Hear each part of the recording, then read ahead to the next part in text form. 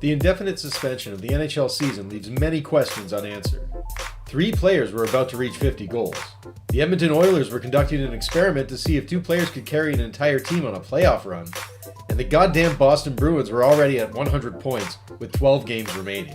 I have my doubts about play resuming, which means we're unlikely to get a satisfying resolution to any of these storylines. But the question I'm saddest about not being able to answer is one near and dear to my heart and the hearts of everyone who loves to watch a giant fall.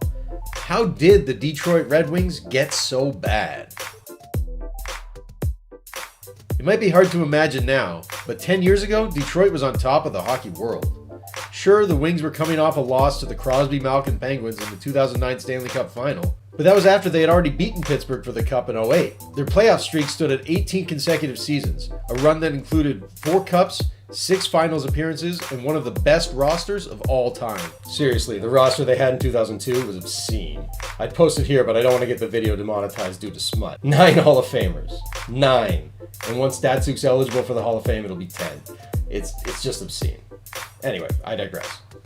Detroit's playoff streak reached 25 seasons, but the 2009 final was the last time the Wings made it beyond the second round. Their last playoff series win was in 2013, and they haven't seen the playoffs since 2016.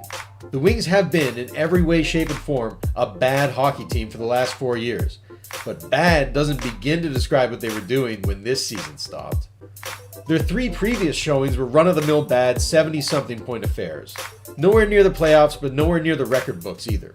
In contrast, this season's Red Wings were on pace for just 45 points, the lowest 82-game total since the introduction of the shootout. In fact, 39 points in 71 games puts this Detroit team among the worst of all time. The fewest points in an NHL season of at least 70 games is 21, set by the Washington Capitals in their inaugural campaign. Most of the entries in this dubious record book belong to expansion teams, and a couple were posted by franchises that ended up folding entirely. And then there's this year's Red Wings, 4 years removed from one of the great playoff streaks in modern sports, tied for 16th. And it gets uglier the closer you look. The Wings went 0-20-1 against the entire Metropolitan Division. They had one 3-game win streak, but lost at least 4 games in a row 7 times. And they were mathematically eliminated from the playoffs by mid-February.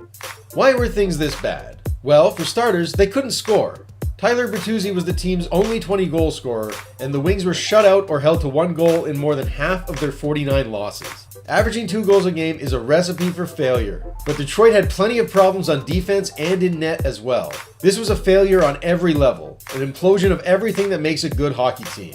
And it's understandable if you find this slightly shocking after years of being told the Red Wings were draft wizards, capable of conjuring Datsuks and Zetterbergs in the late rounds. Those picks created an air of genius that hung around Detroit's front office for far longer than it should have, propped up by hacky sports writers proclaiming each draft class as the Red Wings' next coup.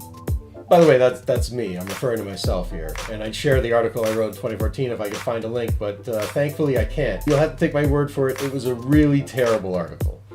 I was all in on Thomas Yurko. Whoops.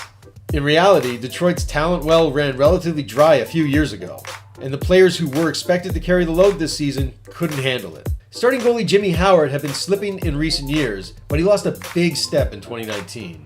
He earned just 2 wins in 27 starts and posted an abysmal stat line, eventually losing the starting gig to journeyman Jonathan Bernier, who performed adequately considering the team in front of him. Danny DeKeyser's season-ending back surgery left a massive hole on Detroit's blue line, which you might have expected veteran Mike Green to fill. But instead, 22-year-old Filip Hronek led the team in ice time because, and I mean this in the nicest way possible, Mike Green is a husk of his former self. The Wings were eventually able to ship Green to Edmonton at the trade deadline, but not without retaining half of Green's $5+ million salary. Speaking of husks, one ghost of Detroit's playoff past still haunts its halls. Valtteri Filppula, who's part of the last Wings Cup run. Filppula left as a free agent in 2013, and it's clear that both he and the team are in very different places now. Detroit was once a sound defensive team, and Filppula was once a solid 2-way player, but he's been largely invisible for some time now. Whatever the Wings expected when they brought him back, he hasn't delivered, and he's signed for another year at $3 million. Perhaps some of Detroit's prospects and young stars will develop into elite pieces. Perhaps Steve Yzerman can usher in a new era of playoff berths, the same way he turned Tampa Bay into a perennial contender. But as of right now, the Wings are a busted and dysfunctional mess, and the 2019-2020 season will serve as a monument to their failure. Hey, thanks for watching to the end of the video. I hope you enjoyed this deep dive into how terrible the Wings were this season. One fun fact that I didn't fit in, they went 4-0. They swept the Montreal Canadiens in their season series. 4 of their 17 wins. Almost a quarter of their victories were against Montreal. So hockey's weird. Anyway, like, comment, subscribe, and have a good one, everyone.